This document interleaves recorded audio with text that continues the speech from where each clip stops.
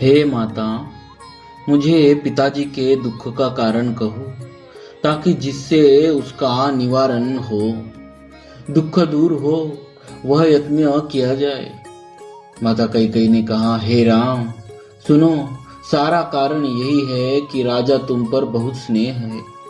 राजा का तुम पर बहुत स्नेह है। इन्होंने मुझे तो वरदान देने को कहा था। मुझे जो कुछ अच्छा लगा वही मैंने मांगा।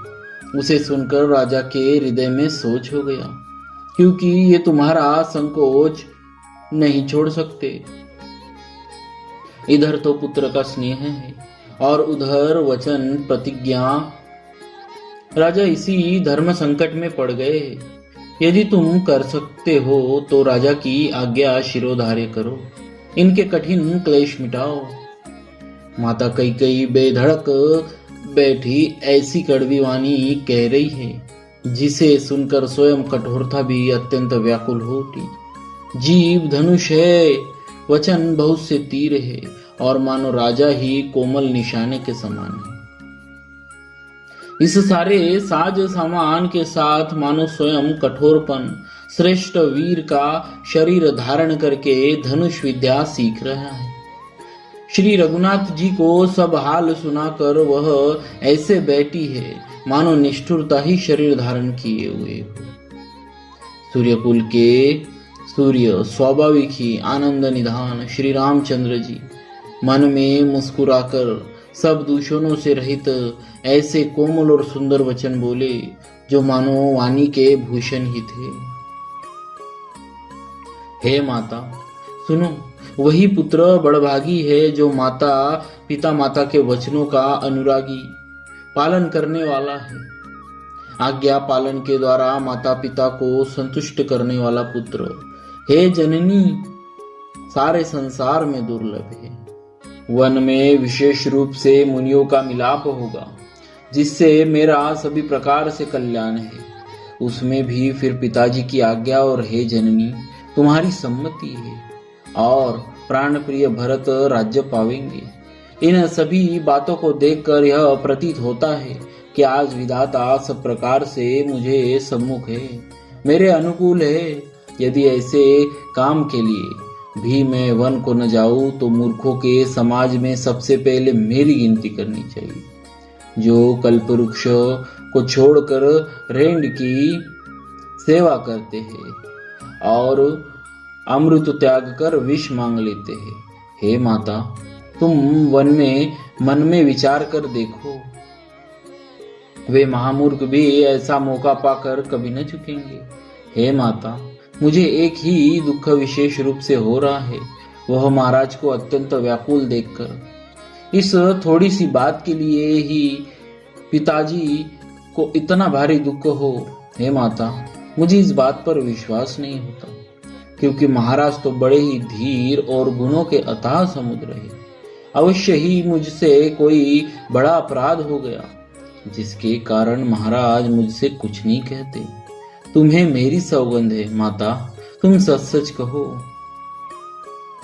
रघुकुल में श्रेष्ठ श्री रामचंद्र जी के स्वभाव से ही सीधे वचनों को दुर्बुद्धि कैकेयी टेढ़ा ही करके जान रही है, जैसे यद्यपि जल समान ही होता है, परंतु जोक उसमें टेढ़ी चाल से ही चलती है। रानी कैकेयी श्री रामचंद्र जी का रूप पाकर हर्षित हो गई और कपटपूर्ण स्नेह दिखाकर बोली, तुम्हारी शपथ और भरत की सौगंध है, मुझे राजा के दुख का दूसरा कुछ भी कारण विदित नहीं है। हे तात, तुम अपराध के योग्य नहीं हो। तुमसे माता पिता का अपराध बन पड़े यह संभव नहीं। तुम तो माता पिता और भाइयों को सुख देने वाले हो। हे राम, तुम जो कुछ कह रहे हो सब सत्य है। तुम पिता माता के वचनों के पालन में तत्पर हो। मैं तुम्हारी बलिहारी जाती हूँ। तुम पिता को समझाकर वही बात कहो, जिससे चौथेपन बुढ़ापे में इनका अपयश न हो। जिस पुण्य ने इनको तुम जैसे पुत्र दिए हैं, उसका निरादर करना उचित नहीं। कैकेयी के बुरे मुख में ये शुभ वचन कैसे लगते हैं, जैसे मगध देश में गया आदि का तीर्थ। श्री रामचंद्र जी को माता कैकेयी के सब वचन ऐसे लगे जैसे गंगा जी में जाकर अच्छे बुरे सब प्रकार के जल शुभ सुंदर हो जाते हैं। इतने में राजा की मूर्छा दूर हुई। उन्होंने राम का स्मरण करके राम राम कहकर फिर कर करवट ली। मंत्री ने श्री रामचंद्र जी का आना कहकर समयानुकूल विनती की। जब राजा ने सुना कि श्री रामचंद्र जी पधारे हैं तो उन्होंने धीरज धर के नेत्र खोले। मंत्री ने संभाल कर राजा को बैठाया। राजा ने श्री रामचंद्र जी को अपने चरणों में पड़ते प्रणाम करते देखा। स्नेह से विकल राजा ने राम जी को हृदय से लगा लिया, मानो सांप ने अपनी खोई हुई मणि फिर पा ली हो। राजा दशरथ जी श्री राम जी को देखते ही रह गए। उनके नेत्रों से आंसू की धारा बह चली। शोक के विशेष वश होने के कारण राजा कुछ कह नहीं सकते। वे बार बार श्री रामचंद्र जी को हृदय से लगाते हैं और मन में ब्रह्मा जी को मनाते हैं कि जिससे श्री रघुनाथ जी वन को न जाए। फिर महादेव जी का स्मरण करके उनसे निहोरा करते हुए कहते हैं, हे सदाशिव, आप मेरी विनती सुनिए। आप आशुतोष शीघ्र प्रसन्न होने वाले और औढ़रदानी मुंह मांगा वरदान दे देने वाले हैं। अतः मुझे अपना दीन सेवक जानकर मेरे दुखों को दूर कीजिए। आप प्रेरक रूप से सबके हृदय में हैं। आप श्री रामचंद्र जी को ऐसी बुद्धि दीजिए जिससे वे मेरे वचन को त्याग कर और शील स्नेह को छोड़कर घर में ही रह जाए। जगत में चाहे अपराध हो और सुयश नष्ट हो जाए, चाहे नया पाप होने से मैं नरक में गिरूं अथवा स्वर्ग में चला जाए, पूर्व पुण्यों के फल स्वरूप मिलने वाला स्वर्ग चाहे मुझे न मिले, और भी सब प्रकार के दुख आप मुझसे सहन करा ले, पर श्री रामचंद्र मेरी आंखों की ओट न हो। राजा मन ही मन इस प्रकार विचार कर रहे हैं, बोलते नहीं। उनका मन पीपल के पत्ते की तरह डोल रहा है।